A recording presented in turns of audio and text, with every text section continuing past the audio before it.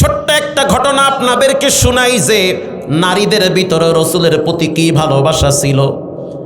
উহুদের ময়দানে আল্লাহর নবীর সাহাবী যায়েদ ইবনে আসিম তার স্ত্রী 2 সন্তান নিয়ে উহুদের ময়দানে ঝাঁপিয়ে পড়েছিল। স্বামীর নাম হলো যায়েদ ইবনে আসিম, 2 সন্তান, একজনের নাম হলো আম্মার ইবনে ইয়াসির, আর একজনের নাম হলো আব্দুল্লাহ। এই 4 সদস্য উহুদের ময়দানে অংশগ্রহণ করেছে। ইন দি মিন টাইমে যুদ্ধ শুরু হয়ে গেল।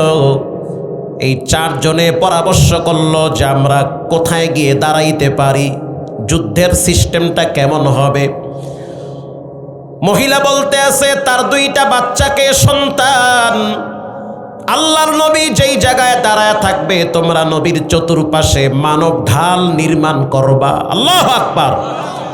মানে প্রাচীর নির্মাণ করবা, কোনো বেঈমানের তীরের আঘাত যেন রাসূলুল্লাহর শরীর মোবারকে পড়তে না পারে।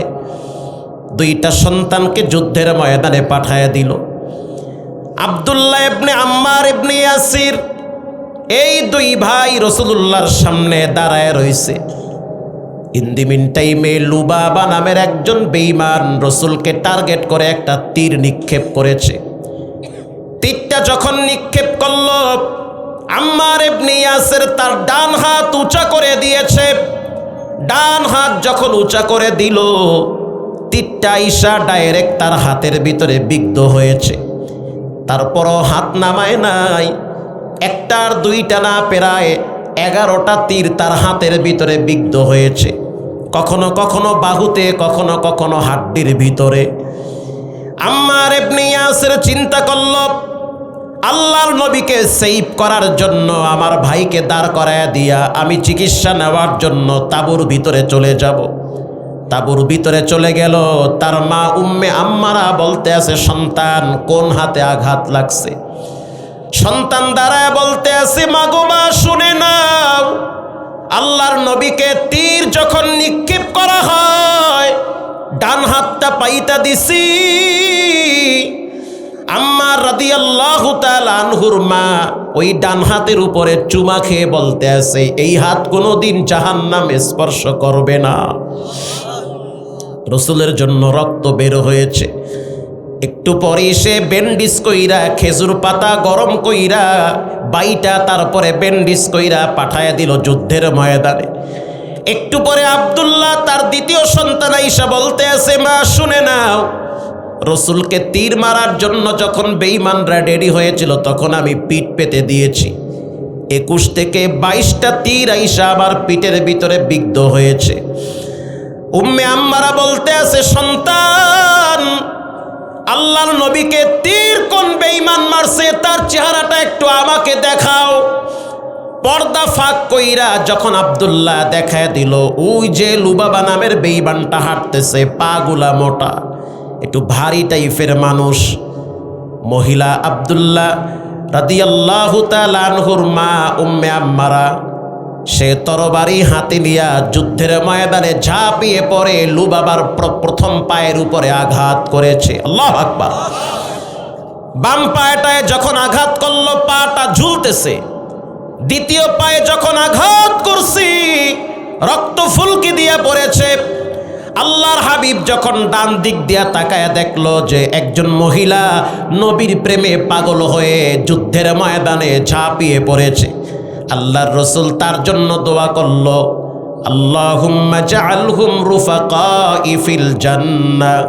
রব্বুল আলামিন কিয়ামতের দিন, যেদিন বাপ সন্তানকে চিনবে না, সন্তান বাবাকে চিনবে না, চিনলেও পরিচয় দিবে না, ওই দিন এই মহিলা এবং তার 2টা সন্তান এবং তার স্বামী পুরা ফ্যামিলিটাকে আমি নবীর সাথে একই জান্নাতে থাকার সুযোগ করে দাও।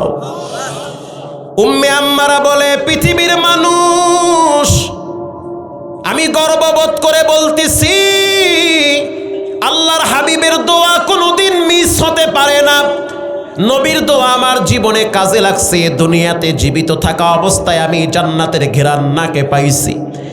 এজন্য আমি যুবকদেরকে বলতে চাই, এদিক সেদিক রক্ত দেওয়া যাবে না, জীবন দেওয়া যাবে না। রক্ত যদি দিতে হয় যার রক্ত তার জন্য দেওয়া লাগবে। আসতে বলবেন না, জোরে বলেন ঠিক না বেঠিক? এবার বলেন রক্তের মালিক কে? রক্ত যদি দিতে হয় রবের জন্য দিবেন, জীবন যদি দিতে হয় রবের জন্য দিবেন। ওয়া মাহইয়ায়া ওয়া মামাতি লিল্লাহি রাব্বিল আলামিন। আমার বেঁচে থাকা মরে যাওয়া একজনের জন্য হবে, তিনি হলেন কে? এজন্য নবীর সুন্নাহগুলা যারা মেনে চলবে তাদের জীবনে ক্ষমার ঘোষণা দিয়েছেন কে? আজকে অনেকের ঘরে দস্তারখানা নাই, অথচ রাসূল বলেছেন কেউ যদি শেষ জবানায় একটা সুন্নতকে জিন্দা রাখে 100 গলা কাটা শহীদের সওয়াব পাবে। শুধু তাই না, রসুলের সুন্নাহকে যারা মেনে চলবে তারা রসুলকেই মেনে চলল, যারা সুন্নাহ মানে না তারা রসুলকে মানে না। মুখে মুখে বাবারে ভালোবাসি, বাবায় অসুস্থ চিকিৎসা করি না, বাবার টাকার দরকার টাকা দেই না, এটার নাম বাবার প্রতি ভালোবাসা না, এটার নাম হলো ধোঁকাবাজি। আবু হুরায়রা রাদিয়াল্লাহু তাআলা আনহু ইশারের নামাজ পড়া মসজিদ থেকে বেরিয়ে গেলেন। একজন মহিলা খেজুর গাছের কিনারায় দাঁড়ায় বলতে আছে, ইয়া আবা হুরায়রা, ও আবু হুরায়রা, একটু আমার কাছে আসবানি, মনের কিছু কষ্টের কথা তোমার সাথে শেয়ার করি। আবু হুরায়রা বলতে আছে, তুমি একজন নারী, আমি একজন পুরুষ, দুইজনে কাছাকাছি হইলে মাঝখানে 3 নম্বরে শয়তান ফায়দা নিবে, অতএব ফাঁকে থাকো। আবু হুরায়রা বলতে আছে, ও মদিনার মহিলা, কি এমন সমস্যায় পড়লা যার কারণে তোমার কাছে আসতে হবে? মহিলা বলতে আছে, আবু হুরায়রা শুনে নাও, জীবনে এমন একটা পাপ করছি, পাপের গাঁটটি নিয়ে ঘুরতেছি। পাপ এমন একটা জিনিস বাবারেও ছাড়ে না পাপে। পাপ এমন একটা জিনিস যা মানুষকে গোপনে গোপনে কান্দায়। পাপ এমন একটা জিনিস যা মানুষের জীবন অতিষ্ঠ করে তোলে। আবু হুরায়রা বলতে আছে, কি এমন পাপ করল রে মদিনার নারী? মহিলা বলতে আছে, আবু হুরায়রা, আমি এক রাখালের সাথে গোপনে বন্ধুত্ব স্থাপন করেছি। তাম্বিহুল গাফিলিনে আসছে, বন্ধুত্ব পাতানোর পর ওই মহিলাটা রাখালের সাথে জেনায় লিপ্ত হয়েছে। ও আবু হুরায়রা, শয়তানের ধোকায় পড়ে আমি জেনা করছি। এই জেনা করার কারণে আমার প্রথমে মনের শান্তি চলে গেছে। রাত্রিবেলা যখন আমি বিছানায় ঘুমাইতে যাই, আমার মনে হয় আমি যেন কবরে শুয়ে আছি। আল্লাহর পক্ষ থেকে মনে হয় আমার কলিজাটা কালা হয়ে গেছে, কলবটা শক্ত হয়ে গেছে। আমি কি করব ভেবে চিনতে কোনো কুল কিনারা পাইতেছি না। কেন আমি জেনা করলাম? আল্লাহর বিধান, পুরুষ এবং নারী দুইজন যদি বিবাহিত হয়, জেনা করলে দুইজনকে পাথর মেরে উড়াইয়া দাও, হত্যা করো। আর যদি অবিবাহিত হয়, পাথর মারতে হবে না, তাদের উপরে শরীয়তের আইন 80টা দোররা দাও। আল্লাহু আকবার। আবু হুরায়রা বলতে আছে, জেনা যেহেতু করলা আল্লাহর কাছে মাপ চাও। মহিলা বলতে আছে, আবু হুরায়রা, শুধু জেনা করি নাই, পেটে বাচ্চা আসছে। এই বাচ্চাটা ভূমিষ্ঠ হওয়ার পর আমার নিজের হাতে বাচ্চাটার গলা টিপে হত্যা করছি। হত্যা করার পর আমি এখন চিন্তা করতেছি, পৃথিবীর ভিতরে সবচেয়ে বড় অপরাধী আমি। কেন আমি জিনা করলাম? কেন বাচ্চা পেটে আসলো? কেন আবার বাচ্চাটার গলা টিপে হত্যা করলাম? এই সবগুলা পরিকল্পনা হলো শয়তানের। আপনি আমি ভালো বংশের সন্তান, আমাদেরকে নষ্ট বানায় শয়তানে। সবচেয়ে বড় দুশ্মন হলো আপনার নিজের মন। কথা কন না কা? সবচেয়ে বড় দুশ্মন আপনার মন। মন চাইছে নামাজ বাদ দিয়া চায়ের দোকানে বিড়ি টানেন, এটা আপনার মনের শয়তানি। কথা কন না কা? অথচ চাইলে নামাজ পড়তে পারেন, পড়বেন না। মন চাইতেছে রাত্র 3টা পর্যন্ত পাবজি, ফ্রি ফায়ার, টিকটক দেখার সময় হয়, অথচ ফজরের নামাজ পড়ার সময় হয় না। এই মন আপনারে খাইতেছে। এই মন আপনারে কই নিয়ে কান্দায় দেখেন। এই মন আপনার এমন একটা সিপাই নিয়ে ফালাইবে, আপনি না পারবেন মরতে, না পারবেন বাঁচতে। এই সব কাহিনীর মূল হইল এই নফসে আম্মারা।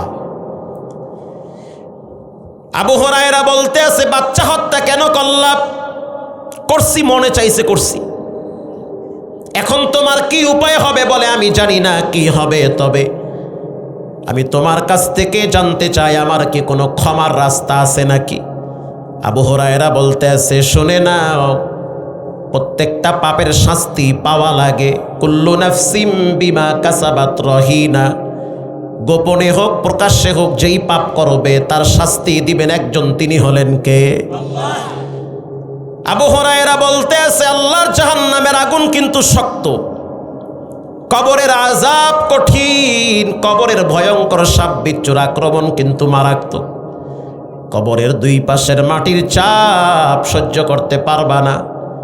এটা বলার সাথে সাথে মহিলাটা চিৎকার মেরে খেজুর গাছের গোড়ায় বেহুশ হয়ে গেছে। আল্লাহর ভয় তার কলিজার জয়েন্টে জয়েন্টে লাগছে। আল্লাহু আকবার। আবু হুরায়রা চিন্তায় পড়ে গেল যে রাসূল তো জীবিত আছে। এবার আল্লাহর হাবিবের দরবারে দৌড় মারছে আবু হুরায়রা। আল্লাহর নবীর সামনে গিয়া দাঁড়ায় বলল, ইয়া রাসূলুল্লাহ, একজন মহিলা জিনা করছে, পেটে বাচ্চা আসছে। আমি ওই মহিলাটারে বলছি, বাচ্চা কেন হত্যা করলা? আল্লাহর জাহান্নামের আগুন কিন্তু মারাত্মক। তখন মহিলা তোমারে কি বলছে আবু হুরায়রা? মহিলা শেষ সময় একটা কথা বলেছিল, সেটা আমি ভুলে গিয়েছি। মহিলা বলছে, আমি আল্লাহ এবং তার রাসূলকে সবচেয়ে বেশি ভালোবাসি, কিন্তু আমার নফসের তাড়নায় আমি খারাপ কাজে জড়ায় পড়ছি। আমি একজন ইমানদার নারী, ইমান আনছি, আল্লাহরেও মানি, নবীরেও মানি, কিন্তু শয়তানের ধোকায় আমি পাপ করছি। আল্লাহর রাসূল বলল, আবু হুরায়রা, মহিলাটারে জানায়া দাও, স্পষ্টভাবে জানায়া দাও, আল্লাহর পক্ষ থেকে চূড়ান্ত সিদ্ধান্ত হয়ে গেছে, ইল্লা মান তাবা ওয়া আমানা ওয়া আমিলা আমালান সালিহা ফাউলাইকা ইউবাদদিলুল্লাহু সাইয়্যাতিহিম হাসানাত। ঈমান আনার পরে কেউ যদি গুনাহ করে, আবার যদি তওবা করে রবের কাছে ক্ষমা চায়, রব্বুল আলামিনের সিদ্ধান্ত হলো ওই নারীকেও জিনার গুনাহ, বাচ্চা হত্যার গুনাহ সেটাও মাফ করে দিয়েছে। জিনার গুনাহ, বাচ্চা হত্যার গুনাহ তাও মাফ।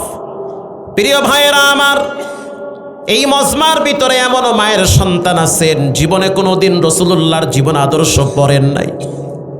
একটু ফাঁকে যান ভাই, আওয়াজটা কানে আসতে দেন, একটু একটু সাইডে আসেন, সাইডে সাইডে। এখনো এই মজমায় এমনও মায়ের সন্তান আছেন জীবনে কোনোদিন রাসূলুল্লাহর উপরে 10 বার দুরূদ শরীফ পড়েন নাই। অথচ হাদিসে আসছে যারা দুরূদ শরীফ পড়ে তাদের নাম ঠিকানা সহ রাসূলুল্লাহর রওজায় পৌঁছায়া দেওয়া হয় সাল্লাল্লাহু আলাইহি ওয়াসাল্লাম। দুরূদের উপরে বয়ান করলে তো ফজর হয়ে যাবে।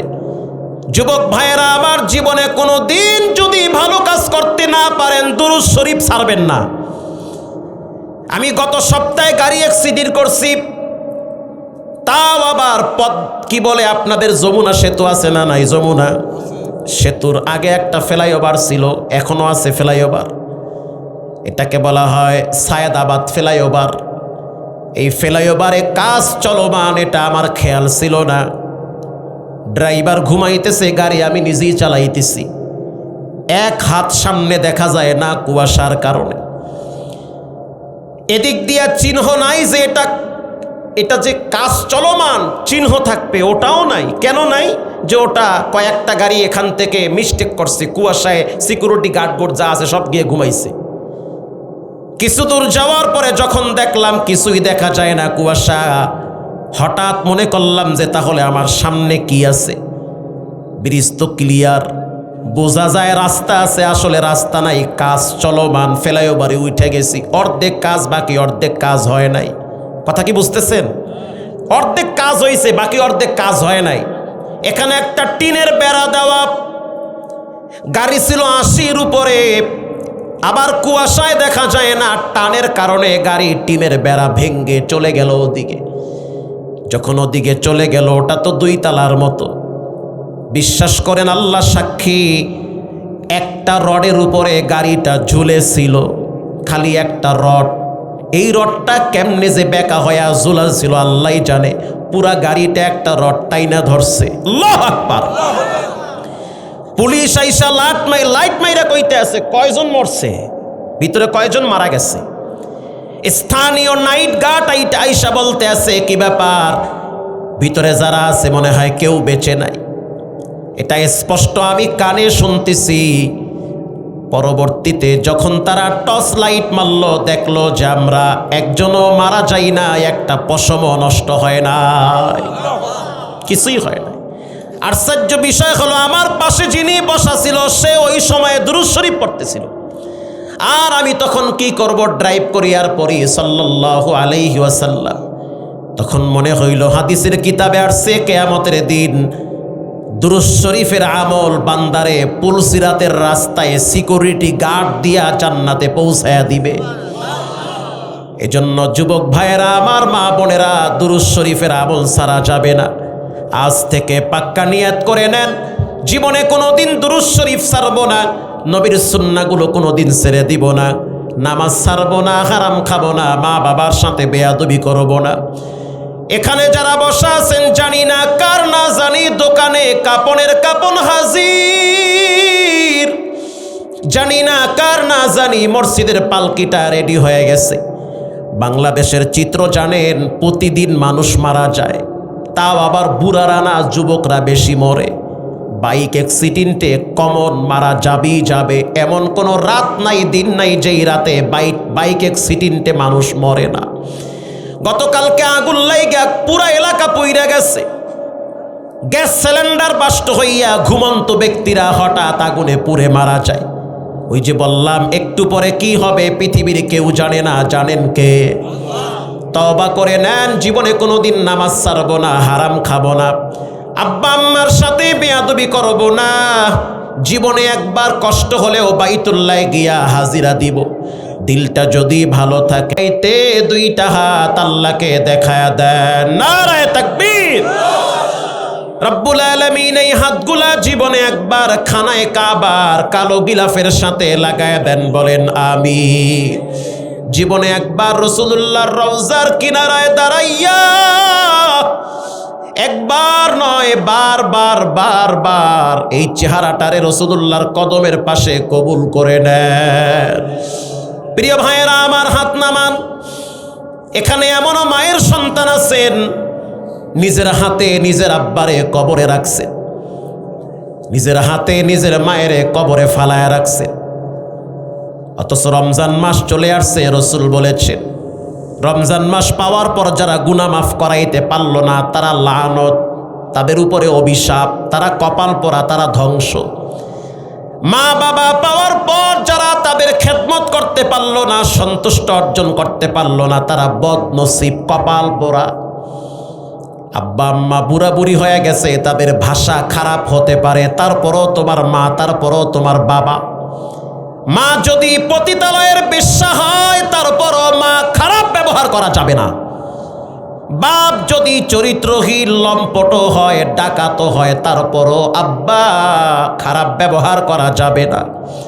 রসুল বলেছেন জান্নাত কই তালাশ করবা?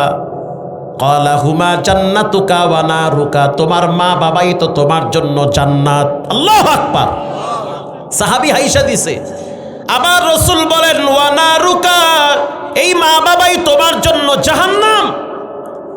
এবার তুমি বুঝো কেমন ব্যবহার মা বাবার সাথে করবা। অনেক যুবকরা আছে মা বাবার সাথে খারাপ ব্যবহার করে। আল্লাহর কসম দিয়ে বললাম, মা বাবার সাথে খারাপ ব্যবহার কইরা কেউ কোনোদিন মানসিকভাবে শান্তিতে থাকতে পারে না। বাবায় বুড়া হয়ে গেছে, বাবারে কিছু পকেট খরচ দেন। মা বৃদ্ধা হয়ে গেছে, মায়েরে কিছু হাত খরচ দেন। আপনার যেমন চলতে টাকা লাগে, মা বাবার চলতেও তো টাকা লাগে। ওই যে বোন বিয়া দিছে, 3-4টা বোন আছে, তাদের বাড়িতে আপনার মায়ে যায়, বাবায় যায় বেড়াইতে। বলেন ওই বাড়িতে নাতি আছে না নাই? তো আপনার মায়ের দিকে তারা তাকায়া থাকে। বাবা হয় তাদের নানা, মা হয় তাদের নানি, তারা তো নানা নানির দিকে তাকায়া থাকে। আপনি যদি মা বাবাকে টাকা না দেন, তারা কেমনে নাতির জন্য মজা নিবে? তখন আপনার বাবায় কষ্ট পায়। আমি এক সময় নিজে না খাইয়া সন্তানরে খাওয়াইছি, আর এখন দেখি আমার সন্তান আমারে টাকা দেওয়ার বেলায় হিসাব করে। মা বাবার সাথে কখনোই টাকা পয়সা দিয়া হিসাব করবেন না। আল্লাহ বলেন, কুল মা আনফাকতুম মিন খায়র ফালিল ওয়ালিদাইনি ওয়াল আকরাবিন। টাকা পয়সা ব্যয় করবা প্রথম মাদ্রাসায় বলে না, মসজিদে না, কোথায়, গোরস্থানে না, প্রথম টাকা ব্যয় করবা মা বাবার কদমে। সুবহানাল্লাহ বলেন। এখানে অনেক মায়ের সন্তান আছেন যারা মা বাবারে কবরে রাখছেন। বাবার মার মৃত্যুর পরে তাদের হক হলো তাদের জন্য দোয়া করা, রব্বিরহামহুমা কামা রব্বায়ানি সগীরা, রব্বিরহামহুমা কামা রব্বায়ানি সগীরা। আব্বা আম্মার সাথে যাদের সম্পর্ক ভালো তাদের খোঁজ খবর নেওয়া। আপনার বাবার বন্ধু খবর নেন, ঈদের সময় লঙ্গি দেন। আপনার মায়ের বান্ধবী খবর নেন, গোপনে গিয়া তারে হাদিয়া দেন। রসুল বলেছেন, মায়ের সাথে যাদের সম্পর্ক তাদের খবর নাও। কয়জনে খবর নেয়? বাবার সাথে যাদের সম্পর্ক ভালো তাদের খবর নেন। ওদিন এক মসজিদে নামাজ পড়লাম, সিরাজগঞ্জ সলঙ্গা আছেন একটা থানা, সলঙ্গা কই গ্রামে বয়ানে গেলাম। বিশ্বাস করেন আমার চোখের সামনে দেখা। মসজিদের ইমাম সাহেবের জন্য সভাপতি সাহেব ঢাকার থেকে এক গাঁটটি হাদিয়া নিয়ে আসছে। লঙ্গি, জামা, জোতা, পাগড়ি, টুপি, বোঝাই প্রায় 25-30 হাজার টাকার এখানে হাদিয়া গিফট।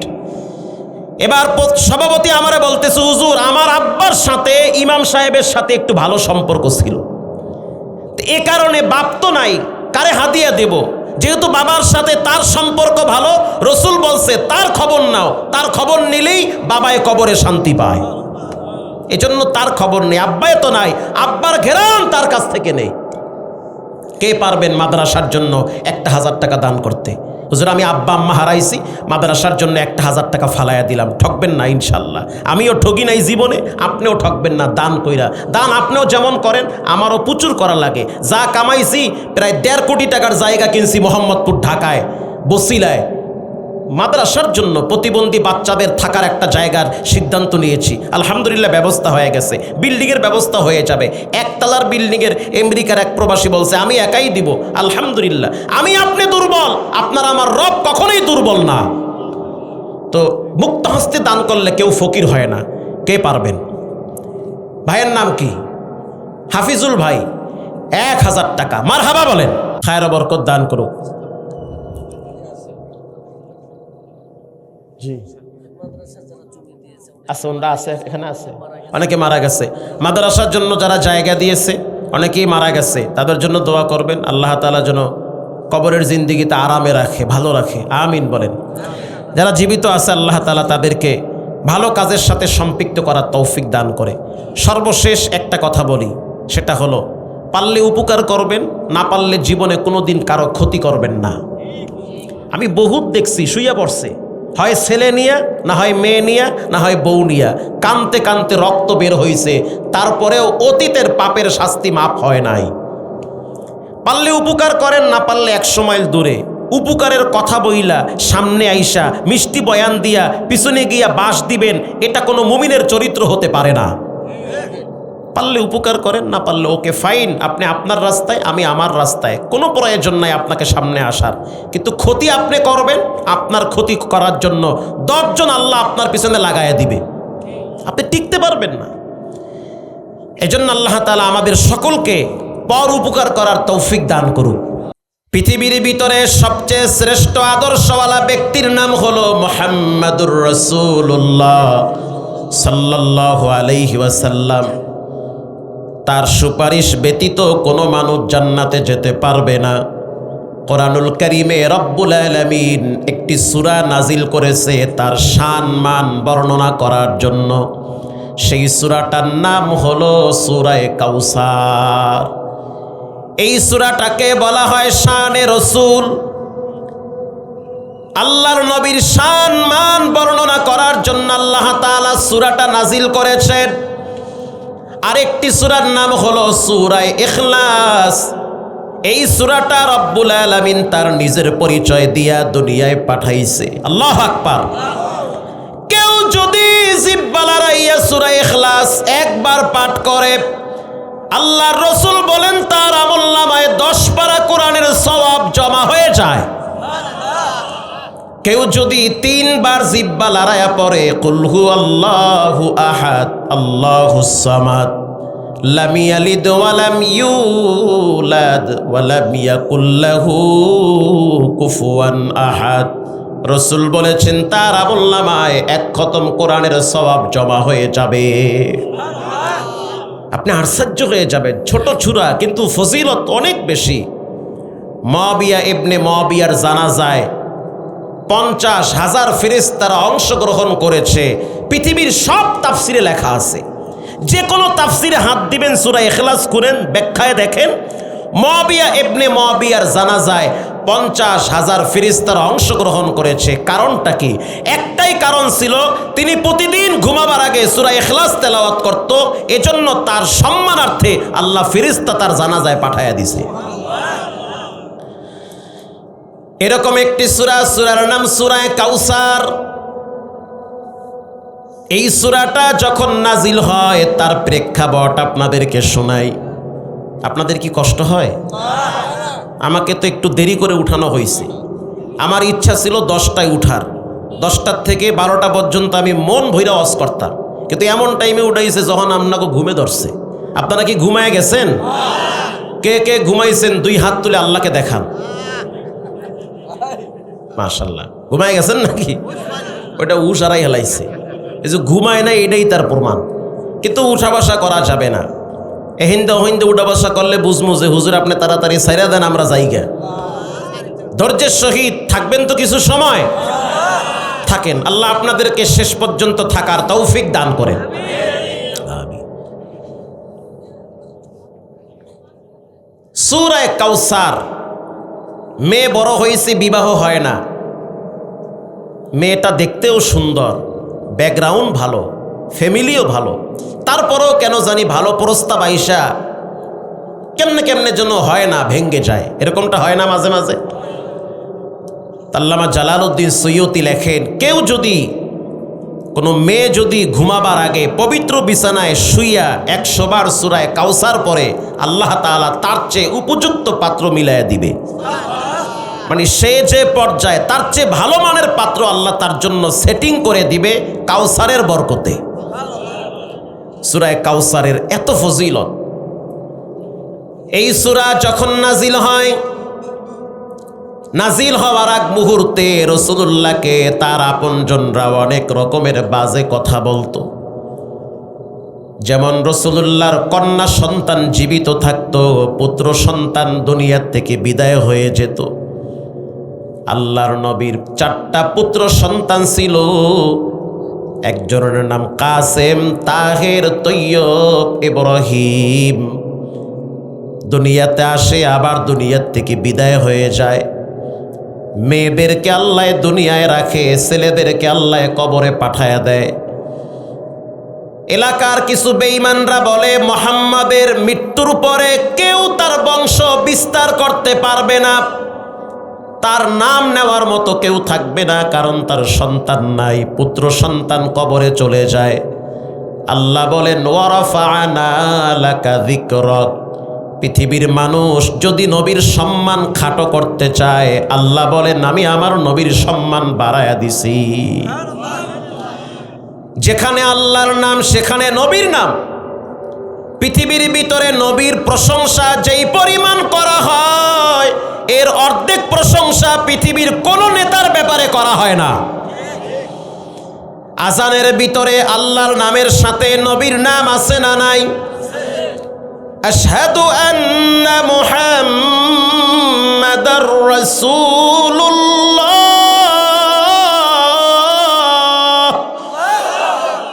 আল্লাহর নাম পাশে নবীর নাম। জন্মের পরে ডান কানে আজান, বাম কানে ইকামত। আজানের ভিতরে আল্লাহর নাম, পাশে নবীর নাম। জানাজায় যখন দাঁড়াবেন সেখানেও দুরূদ শরীফে আল্লাহর নামের পরে নবীর নাম আছে না নাই? নামাজের ভিতরে যখন আপনি আত্তাহিয়াতু পড়বেন, এরপরে যখন দুরূদ শরীফ পড়বেন, আল্লাহুম্মা, প্রথম কার নাম? আরো জোরে বলেন কার নাম? সাল্লি আলা মুহাম্মদ। এরপরে হলো নবীর নাম, আগে আল্লাহর নাম, এরপরে নবীর নাম। শুধু তাই না, একটা মানুষ যখন কবরে চলে যায়, লাশ যখন কবরে রাখে, বিসমিল্লাহি ওয়া আলা মিল্লাতি রাসূলিল্লাহ বলেন, এখানেও নবীর নাম আছে না নাই? লাশ কবরে রাখার পরে যখন প্রশ্ন করা হবে মান রব্বুকা ওয়া মা নাবিয়্যুকা ওয়া মান নাবিয়্যুকা ওয়া মা দীনুকা, তোমার রবকে, তোমার নবীকে, বলেন নবীর নাম কবরেও আছে না নাই? এজন্য রব্বুল আলামিন বলেন, আমার নবীকে যারা ভালোবাসবে তারা আমি আল্লাহকে ভালোবাসলো, যারা আমি আল্লাহকে ভালোবাসলো, ওয়ায়াগফির লাকুম যুনুবাকুম আল্লাহু গফুরুর রহিম, তাদের যত রকমের পাপ আছে, গুনাহ আছে, আমি রব নবীর খাতিরে সব গুনাহ মাফ করে দিব। কুল ইন কুনতুম তুহিব্বুনাল্লাহ ফাত্তাবিউনি ইউহিব্বুকুমুল্লাহ।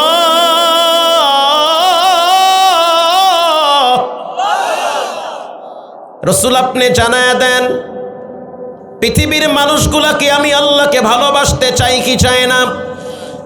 যদি বলেন চায়, তাহলে বলেন তারা যেন আপনি রসুলকে ভালোবাসে। কেমন ভালোবাসা? জুমার দিন মিষ্টি নিয়ে মসজিদে মারামারি করা, মিলাদে, এই ভালোবাসা। ঢাকা শহরে দেখছি জুমার দিন যদি মসজিদে মিষ্টি আহে, মাশাল্লাহ সুন্নত পড়ে, এরপরে 2-4 রাকাত নফলও পড়ে। আবার যেই জুমায় মসজিদে তবারক নাই, সালাম ফিরাইয়া আর একজনে জোতা নিয়ে দৌড় মারে। কথা কন না কা? আসলেই ঠিক মনে হয়, এই ঠিকঠাক দিকেও মনে হয় আছে। কেরানীগঞ্জের ঘটনা, শিয়াইল নাম বইলা দিছি, জাগ্গা সবাই শুনুক, অসুবিধা নাই, সবাই শুনবে কালকে। শিয়াইল মহল্লার ভিতরে আসরের নামাজের পরে ছোট্ট একটা দোয়ার অনুষ্ঠানে মসজিদের ভিতরে তবারক দিতেছে, তাও আবার কম দামের জেলাফি, রং মাইরা লাল বানাইয়া লাইছে। ঢাকার জেলাফি বোঝেন নাই? বরকতি জেলাফি, বুড়িগঙ্গার পানি দিয়া জেলাফি মিশায়। সেই জেলাফি নিয়া মোটামুটি এক পর্যায়ে ঝগড়া হয়েছে কয়েকবার।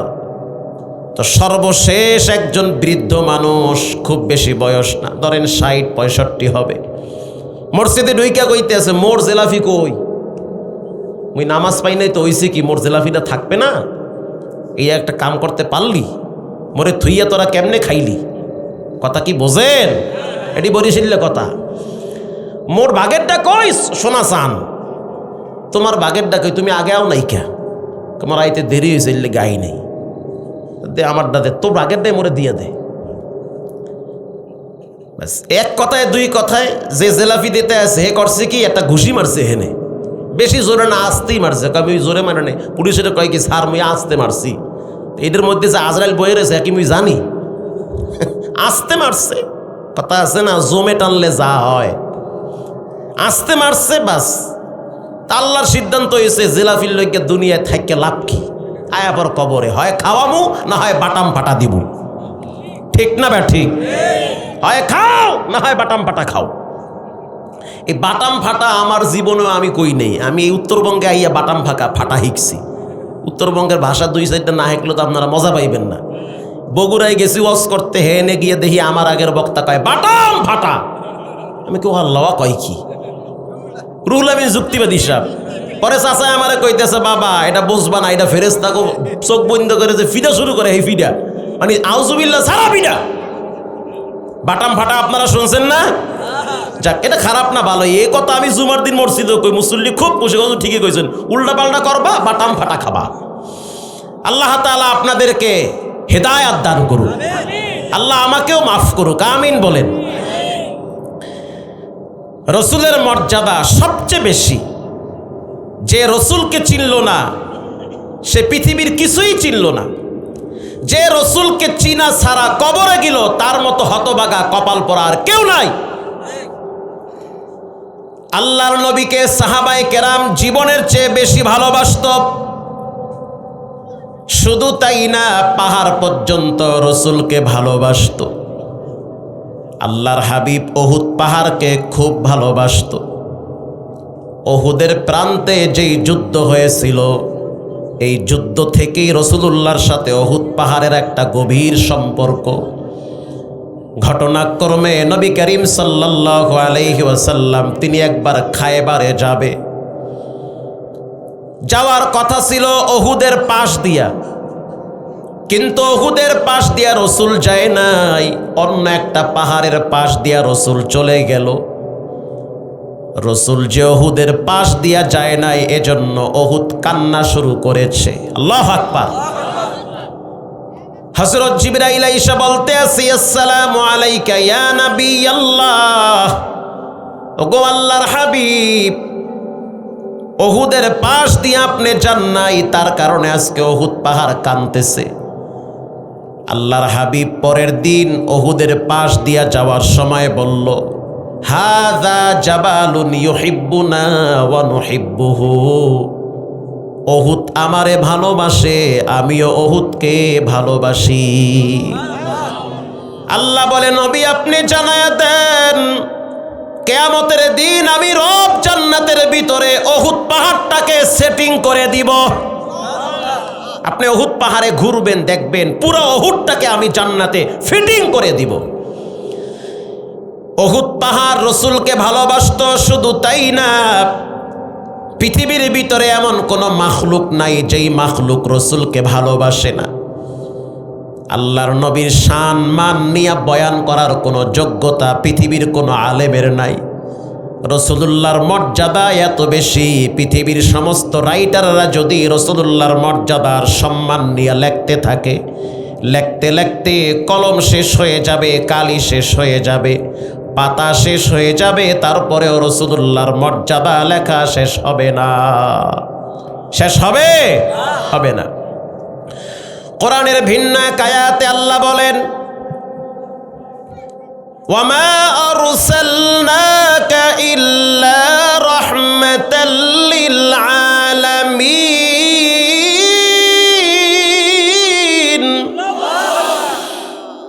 আল্লাহ পাক হলেন রব, তার রসুল হলেন রহমত। আল্লাহ হলেন রব, তার নবী হলেন রহমত। আল্লাহর পাওয়ার যত বিশাল, রাসূলুল্লাহর রহমত তত বিশাল। আল্লাহর নবী বাচ্চাদের জন্য রহমত, বাচ্চাদের জন্য রসুল কি? রহমত। রসুল বলেছেন, মাল্লাম ইয়ারহাম সগীরানা ওয়ালাম ইউআক্কির কাবীরানা ফালাইসা মিন্না। কেউ যদি বাচ্চাদেরকে স্নেহ না করে, আবার বলি, কেউ যদি ছোটদেরকে স্নেহ না করে, ভালো না বাসে, বড়দেরকে যদি সম্মান না করে, সে আমার উম্মত হতে পারে না। ঠিক না বেঠি?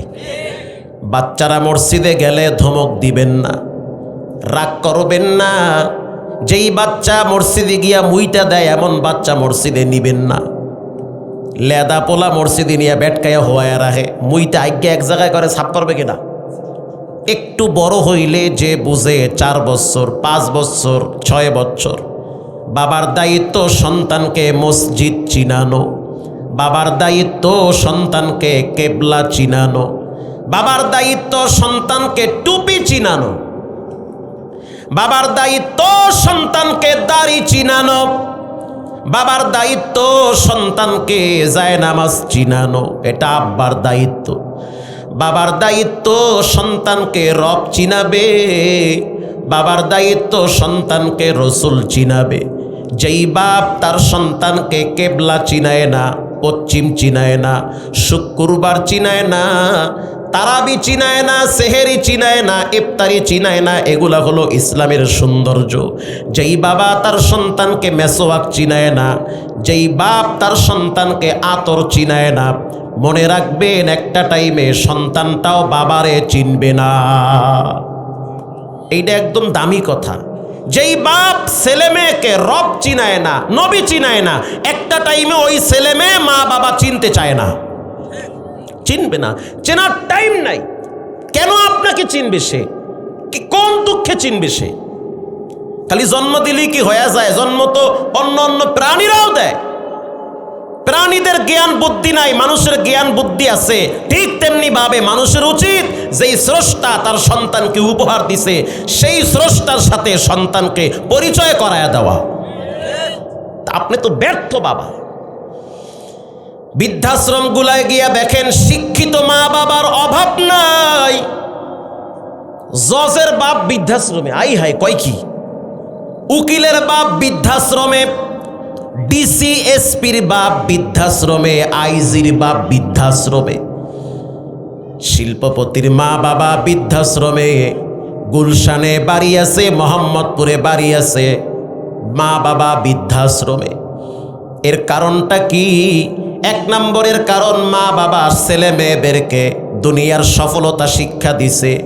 নিজের পায়ে দাঁড়াও, সফলতা অর্জন করো, লেখাপড়া বেশি করো, বা পরীক্ষায় ভালো নাম্বার পাবা, মাল কামাবা, ডাইনে ভাবে ধুমায়া কামাও, টাকা কামাইতে হবে। যেই বাপ সন্তানকে দুনিয়া চিনায়, একটা সময় ওই সন্তান মা বাবাকেও চিনতে চায় না, ও দুনিয়াই চিনবে। আসতে বলবেন না, জোরে বলেন, ঠিক না বে ঠিক? ও আপনারে কেন চিনবে? আমার আব্বা আমারে বলছে সাবধান, নামাজ ছাড়বা তো ফিরে সামরা থাকবে না। আমার বাপ আমার মায়েরে কইছে নামাজ যদি ঠিক মতো ছেলে মেয়ে না পড়ে তুইও ঘরে থাকতে পারবি না। তো শক্ত হন। তো যেই কর্তা, যেই বাপ, যেই স্বামী আল্লাহর ব্যাপারে ফ্যামিলিকে সতর্ক করে, ওই স্রষ্টা ফ্যামিলির ভিতরে তার মর্যাদা বাড়ায়া দেয়। জি, বাস্তব কথা। কামা তাদিনু তুদানু, যেমন কর্ম তেমন ফল। গতকালকে বয়ান করলাম টাঙ্গাইলে, ওসি সাহেব দাঁড়ায় বলতে আছে, আমার এই চাকরির লাইফে জীবনে কোনো দিন দেখি নাই কোনো আলেমের বিরুদ্ধে তার মা বাবা মামলা দায়ের করছে। 2-4টা থাকতে পারে, তাও নাই। কোনো বাপ বলতে পারে নাই যে আমার সন্তান আলেম বানাইছি আর আমার সন্তান আমাকে বৃদ্ধাশ্রমে ফালায়া রাখছে। আমার সন্তান এমন একটা সন্তান আমাকে হক থেকে বঞ্চিত করেছে। কিন্তু বাংলাদেশের থানাগুলায় গিয়া দেখেন, অধিকাংশ থানাগুলায় ছেলেমেয়েরা মা বাবার নামে মামলা দায়ের করে, না হয় মা বাবা ছেলেমেয়ের নামে মামলা দায়ের করে সম্পদের লোভে। সম্পত্তির জন্য মারামারি কারাকারি শুরু হয়। এজন্য আল্লাহ তাআলা বলেন, আমার প্রিয় নবী হলো সবার জন্য রহমত, বাচ্চাদের জন্য রহমত, বুড়ার জন্য রহমত, লেদা মেয়ের জন্য রহমত, নারীর জন্য রহমত, পুরুষের জন্য রহমত। কোনো এক যুদ্ধের ময়দানে, হুনাইনের যুদ্ধে, আল্লাহর হাবিব নিজে সেই যুদ্ধে অংশগ্রহণ করেছে। সাহাবায়ে কেরাম সেই যুদ্ধে বিজয় অর্জন করেছে। সেখানে কিছু নারী আর কিছু পুরুষ বেঈমান বন্দী হয়েছে, গ্রেপ্তার হয়েছে। সাদ বিন আবি ওয়াক্কাস রাদিয়াল্লাহু তাআলা আনহু, নবীর সাহাবী, আল্লাহর নবীর সাহাবী সাদ বিন আবি ওয়াক্কাস রাদিয়াল্লাহু তাআলা আনহু, যখন তিনি দেখলো বন্দীদের ভিতরে কিছু নারী আছে, তাদেরকে সসম্মানে একটা জায়গায় তাঁবুর ভিতরে আটকায়া রাখছে। এখানে খানা, এখানে যা প্রয়োজন সব ব্যবস্থা হবে।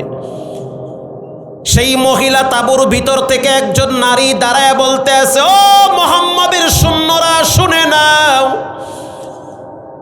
তোমাদের নবী মুহাম্মদের কাছে আমাকে নিয়ে যাও, না হয় তাকে আমার কাছে নিয়ে আসো, আমি তার বোন হই। আল্লাহু আকবার বলেন, আমি তার বোন হই। সাদ বিন আবি ওয়াক্কাস বলে, এটা কেমন কথা? আমরা তো জানি রাসূলের কোনো বোন নাই। কে তুমি, কি তোমার নাম? বলে, আমার নাম হলো সীমা। আচ্ছা বুঝলাম, এখন বলো আমি কি করতে পারি? বলে, তোমাদের নবীকে আমার কাছে নিয়ে আসো, না হয় আমাকে তার কাছে নিয়ে যাও, গিয়া বলবা মুহাম্মদের একটা বোন গ্রেপ্তার হয়েছে। সাদ বিন আবি ওয়াক্কাসের কলিজার ভিতরে কামড় মারছে, আল্লাহর হাবিবের দরবারে দৌড় মারছে, গিয়া বলল, ইয়া নবী আল্লাহ, বন্দীদের ভিতরে একজন মহিলা বলতেছে সে নাকি আপনার বোন হয়। রাসূল বলল, তাকে আমার কাছে নিয়ে আসো। যখন সামনে দাঁড়ায়, মহিলা দাঁড়ায় বলতে আছে, আল্লাহুম্মা আবকি লানা ইয়া মুহাম্মদ। বলার সাথে সাথে রাসূলুল্লাহ চোখের পানি ছেড়ে দিয়ে বলল, বুঝতে পারছি আপনি আমার দুধ বোন হালিমার সন্তান, দুধ বোন সীমা। আপনি হালিমার কন্যা, আমার দুধ বোন আপনি। আমি অনেকদিন পর আপনাকে পেয়েছি। আল্লাহু আকবার। যখনই বলল আল্লাহুম্মা আবকি লানা ইয়া মুহাম্মদ, এটা বলার সাথে সাথে রাসূলুল্লাহ তার শৈশবে ফিরে গিয়েছে, ছোটবেলার কথা মনে পড়ে গিয়েছে। রাসূলুল্লাহর দুধ বোন সীমা যখন রাসূলকে কোলে নিয়া গরম বালুর উপরে রোদের তাপে দাঁড়ায় থাকতো, সীমা বলতো, তাকায়া দেখতাম কোথার থেকে যেন মেঘের খণ্ড এসে মুহাম্মদকে ছায়া দিতেছে। আমার মায়ের বকরিগুলার ওলানের ভিতরে কোনো দুধ নাই। যেদিন মুহাম্মদকে আমাদের ঘরে নিয়ে আসছে, প্রত্যেকটা বকরির ওলানে ভরপুর দুধ চলে আসছে। আশ্চর্য বিষয় হলো, গরম বালুতে আমি হাঁটতে পারি না। মুহাম্মদকে কোলে নিয়ে যখন মরুভূমিতে হাঁটতাম, মনে হয় কে যেন আমাদের পায়ের নিচে ঠান্ডা বালু বিছায়া দিছে। শুধু তাই না, এমন এমন সময় গেছে তাকায়া দেখতাম সিংহ আমাদের দিকে তাড়ায় আসতেছে। যখনই আমার ভাই মুহাম্মদকে সামনে পেশ করলাম, সিংহটাকে দেখলাম মাথা নত করে কাঁদতে কাঁদতে পিছনে চলে গেল। এরকম দৃশ্য একটার দুইটা না, মুহাম্মদকে যতদিন আমরা পেয়েছি প্রতিটা মুহূর্তে মুহূর্তে চোখ দিয়া বরকত দেখেছি। তখন আল্লাহর নবীকে কোলে নিয়ে দোয়া করছে, মালিক বেচ দেন, ঠান্ডা রিবাব দেয় না, রিবাব দেন।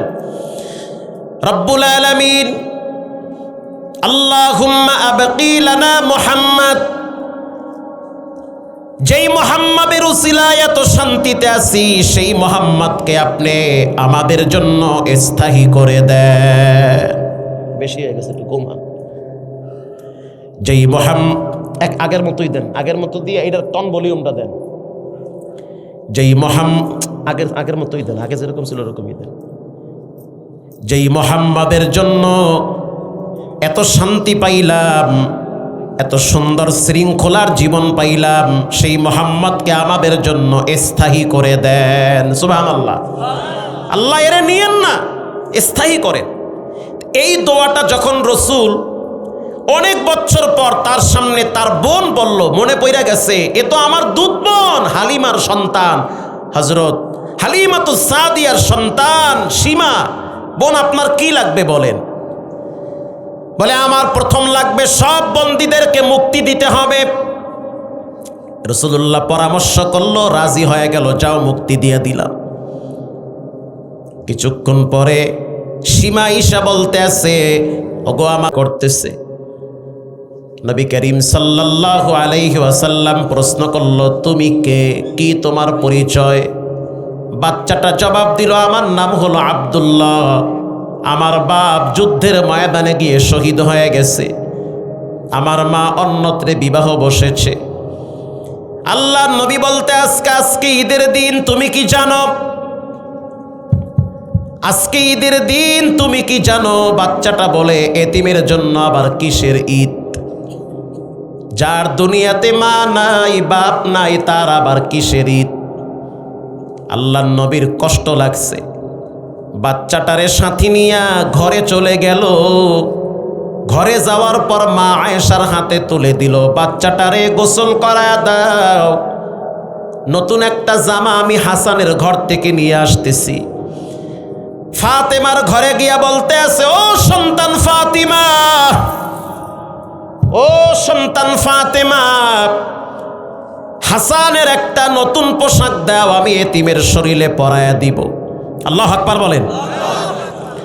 হাসান রাদিয়াল্লাহু তাআলা আনহুর একটা নতুন জামা দিল, বাচ্চাটারে গোসল করায়া নবীর সামনে দাঁড় করাইল। আল্লাহর হাবিব বলতে আছে, আব্দুল্লাহ শুনে নাও, আজ থেকে মুহাম্মদ যদি তোমার বাপ হয়, আয়েশা যদি তোমার মা হয়, তাহলে তোমার মনে কি কষ্ট থাকবে? বাচ্চাটা হেসে দিয়ে বলল, পৃথিবীর শ্রেষ্ঠ বাপ আর শ্রেষ্ঠ মা পেয়েছি। আল্লাহর হাবিব এই এতিমরে বলতে আছে, তোমার আজকে পায়ে হাইটা ঈদগাহে যাওয়া লাগবে না, তুমি আমার ঘাড়ের উপরে উঠো। এবার এই বাচ্চাটারে রসুল নিজে ঘাড়ের উপরে উঠাইল। ঘাড়ের উপরে উঠানোর পরে রসুল্লাহ বাচ্চাটারে নিয়ে ঈদগাহে যাইতেছে। ঈদগার ময়দানে যাওয়ার পর রসুল্লাহ যখন মেম্বারে বসলো, তার পাশের খালি জায়গাটায় বাচ্চাটারে বসায় দিছে, তুমি এখানে বসবা। মুআজ ইবনে জাবাল বলে, ইয়া নবী আল্লাহ, কে এই বাচ্চা যে কিনা নবীর পাশে বসে? আল্লাহর রসুল বলল, সাহাবীরা শুনে নাও, এই বাচ্চার মাঝখানে আর আমার মাঝখানে কোনো গ্যাপ আছে? বলে, না, গ্যাপ নাই। বাচ্চার দেহটা রসুলের দেহ মোবারক একাকার হয়ে গেছে। এবার রসুল সবার সামনে দুইটা আঙ্গুল উঁচা করলো, আনা ওয়া কাফিলুল ইয়াতীম কাহাতাইনি ফিল জান্নাহ। কেউ যদি এতিমের লালন পালনকারী হয়, কেউ যদি এতিমের ভরণ পোষণকারী হয়, ওয়া কাফিলুল ইয়াতীম, সে কিয়ামতের ময়দানে আমার সাথে আবার জান্নাতে পাশাপাশি থাকবে, মাঝখানে গ্যাপ থাকবে না। এটা হাদিস, মুসলিম শরীফের হাদিস। রাসূলুল্লাহ দুইটা আঙ্গুল উঁচা করছে, মিশায় বলতে আছে গ্যাপ আছে, গ্যাপ আছে, গ্যাপ নাই। কেউ যদি এতিমের লালন পালন করে কারি হয়, তাহলে কিয়ামতের দিন ওই এতিমের লালন পালনকারী আর রসুল এক জান্নাতে থাকবে, মাঝখানে কোনো গ্যাপ বা পার্টিশন থাকবে না। এরপরে আল্লাহর রসুল বলেন, ইন্নাল্লাযীনা ইয়াকুলুনা আমওয়ালাল ইয়াতামা যুলমান ইন্নামা ইয়াকুলুনা ফী বুতুনিহিম নার। কেউ যদি এতিমের সম্পদ মাইরা খায়, ভাতিজার চাচায় মারা গেছে অনেক আগে, ধরেন আপনি ভাই মারা গেছে, ভাইয়ের 2-3টা ছোট ছোট বাচ্চা আছে, তো বলেন এই বাচ্চারা তাদের বাবার হক পাবে কি পাবে না? বাচ্চারা তো বুঝে না যে আব্বার জায়গা কোথায়। আল্লাহর রসুল বলেছেন, কেউ যদি এতিমের সম্পদ পেটে ঢুকায়, ইয়াকুলুনা ফী বুতুনিহিম নার, সে যেন এতিমের সম্পদ পেটে ঢুকায় নাই, জাহান্নামের আগুন পেটে ঢুকাইছে। নাউজুবিল্লাহ বলেন। রব্বানা যালামনা আনফুসানা ওয়া ইল্লাম তাগফির লানা ওয়া তারহামনা লানাকুনান্না মিনাল খাসিরিন। রব্বানা আতিনা ফিদ দুনিয়া হাসানাতাও ওয়া ফিল আখিরাতি হাসানা ওয়া কিনা আযাবান নার ওয়া কিনা আযাবাল কবর ওয়া কিনা আযাবাল মিজান ওয়া কিনা আযাবাল পুলসিরাত ওয়া কিনা আযাবা জাহান্নাম। রব্বুল আলামিন, সারা জীবনের গুনার বস্তা মাথায় নিয়ে হাত তুলছি। জীবনে অনেক অপরাধ করছি, রাতেও গুনাহ করছি, দিনেও গুনাহ করেছি। আয় আল্লাহ, আমাদের অপরাধের খবর পৃথিবীর কেউ জানে না, আপনি জানেন কি পরিমাণ পাপ করেছি রে আল্লাহ। আমরা তো মানুষ, আমাদের হায়াত আস্তে আস্তে শেষ হয়ে যাচ্ছে, আমরা আস্তে আস্তে কবর পথের যাত্রী হইতেছি। এই হাতে কত মানুষের লাশ কবরে রাখছি, এই হাতে কত মানুষের জন্য নিজের হাতে কবর খনন করছি। চিন্তা করে দেখলাম, যেই লোকটা প্রশস্ত বিছানায় ঘুমাইতো, দামি খাটে ঘুমাইতো, হঠাৎ মারা গেলে দামি পোশাক খুইলা সাদা কম দামি কাপড় পরায়া ছোট্ট কবরে শোয়ায় রাখে। এমন একটা জায়গায় রাখে, ডানেও মাটি বামেও মাটি, উপরে বাঁশের চালা, এরপরে মাটি। চোখ বন্ধ করে চিন্তা করে দেখো সেই ঘরটা কত ভয়ঙ্কর হবে। রসুল বলেছেন, উম্মত, আল কবরু রাউযাতুম মিন রিয়াজিল জান্নাহ। জান্নাহ আও হুফরাতুম মিন হুফারিন নার। কবর কারো জন্য জান্নাতের বাগান, কবর কারো জন্য জাহান্নামের গর্ত। কবরের আযাব থেকে আমাদেরকে বাঁচান, কবরের তীব্র শাস্তি থেকে আমাদেরকে বাঁচান। রাসূল বলেছেন, কেউ যদি গুনার ময়লা নিয়ে কবরে যায়, ওই কবরের দুই পাশের মাটি এমন জোরে চাপ মারবে, চাপের কারণে হাড্ডি ভেঙ্গে চুরমার হয়ে যাবে। রব্বুল আলামিন প্রতিদিন বেলা উঠে বেলা ডুবে, এমন একটা দিন আসবে আমার হায়াতের বেলা ডুবে যাবে। এমন একটা দিন আসবে মসজিদ থেকে এলান হবে মাওলানার লাশ গ্রামে আসতেছে, দাফন হবে, জানাজা হবে। এমন একটা দিন আসবে জানাজা পড়ানোর জন্য মানুষ দাঁড়ায়া থাকবে। এমন একটা দিন আসবে ঘর থেকে লাশ বের করে তক্তার উপরে শোয়াইয়া গোসলের পানি দেহের উপরে লাগাইবে। এ যুবক, নাকে তুলা দিয়া রাখবে, কোনো নাক টানতে পারবা না। কানের ভিতরে তুলা দিয়া রাখবে, পুরা দেহটা শক্ত হয়ে পড়ে থাকবে। সাদা কাপড়ের নতুন দেশের যাত্রী বানায়া দিবে রে যুবক। কত যুবকের লাশ দেখলে তোমার অন্তরে আল্লাহর ভয় জমা হবে, কত যুবকের কাফন দাফন দেখলে তোমার অন্তরে নামাজের মহব্বত আসবে। রব্বুল আলামিন তাকায়া দেখেন, কত দাড়ি পাকনা বাবার বয়সী মানুষ হাত তুলছে। তাকায়া দেখেন কত হাজি সাপরা ভিক্ষুকের মতো হাত তুলছে। যারা তোমার নবীর রওজার পাশে দাঁড়াইয়াও কানছি, মিনা মুজদালেফায় গিয়া চিৎকার মাইরা মাইরা কানছি, হজরে আসওয়াদকে বুকের সাথে জড়ায় ধইরা চুমা দিয়া কানছি, যারা খালি ছাদের নিচে কাবার চত্বরে লাব্বাইকের আওয়াজ দিয়েছে আর কানছে আর বলছে, রব্বানা আতিনা ফিদ দুনিয়া হাসানা ওয়া ফিল আখিরাতি হাসানা ওয়া কিনা আযাবান নার। রব্বুল আলামিন এই মুহূর্তে দুইজন মানুষের কথা মনে পড়েছে। একজন হলো জনম দুঃখিনী মা, আর একজন হলো জনম দুঃখা বাবা।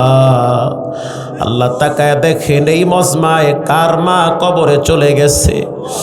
ঘরে গিয়া দেখবে মায়ের বিছানাটা খালি, আব্বার বিছানাটা খালি পড়ে আছে। ও যুবক, তুমি কার জন্য দুনিয়ার মুখ দেখলা, তারে তো ভুইলা গেলা। কোন মায়ের সন্তান তুমি? চিন্তা করে দেখো, কতদিন তুমি তোমার মায়ের পেটে ছিলা। যখন তুমি তোমার মায়ের পেটে ছিলা, পা দিয়া লাথি মারছো, হাত দিয়া ঘুষা মারছো, তোমার মা গোপনে কাঁদছে। তুমি মাথা দিয়ে আঘাত করছো, তোমার মা রক্তাক্ত হয়ে গেছে। তোমার মা রাত্রিবেলা যায় নামাজ বিছাইয়া কাঁদছে আর বলছে, মালিক যত কষ্ট আমি মাকে দাও, বাচ্চাটারে দিও না। ও যুবক, তুমি এক সময় ছোট বাচ্চা ছিলা, তোমার কান্না ছাড়া কোনো গতি নাই। তুমি এতটাই দুর্বল ছিলা, তোমারে তোমার মায় না ধরলে কেউ ধরতো না। তুমি এতটাই দুর্বল ছিলা, তুমি নিজের হাতে খাবার খাইতে পারতা না। রাত জেগে জেগে যেই মহিলাটা পাখা দিয়া বাতাস করত, ওই মহিলাটা তোমার মা। নিজে না খাইয়া তোমার মুখে যে খাবার দিত, ওই লোকটা হলো তোমার আব্বা। আজ তাকায়া দেখো, তোমার আব্বারে ময়দানে দেখা যায় না। কবরস্থানে দাঁড়াইয়া দেখো তোমার আব্বার চিৎকারের আওয়াজ। তোমার আব্বায় ডেকে বলে, সন্তান আমার জন্য কিছু পাঠা। দয়ার মালিক আল্লাহ, যাদের আব্বা আম্মা কবরে গেছে, কবরটা জান্নাতের বাগান বানায় দেন আল্লাহ। আল্লাহ, রমজান মাস চলে আসছে, আব্বা আম্মারে শাস্তি দিয়েন না রে আল্লাহ। মেহেরবানি করে মা বাবার কবরটা জান্নাতের বাগান বানায় দেন। রব্বুল আলামিন এই মাহফিলকে কবুল করে নেন। যুব সমাজ, এলাকাবাসী কে কোন দল করে জানার দরকার নাই, সবাই আমরা মুসলমান। আল্লাহ, আমরা মারামারি চাই না, কাটাকাটি চাই না, চাই মিল মহব্বত, ভুল বুঝাবুঝি দূর হোক, সবাই মিলেমিশে আপনার গোলাম হতে চাই। রব্বুল আলামিন এই মাদ্রাসার জায়গা যারা দিছে তারা অনেকেই কবরে গেছে, আল্লাহ মাফ করে দেন। আল্লাহ তাদেরকে জান্নাতে উচ্চ স্থান দান করেন।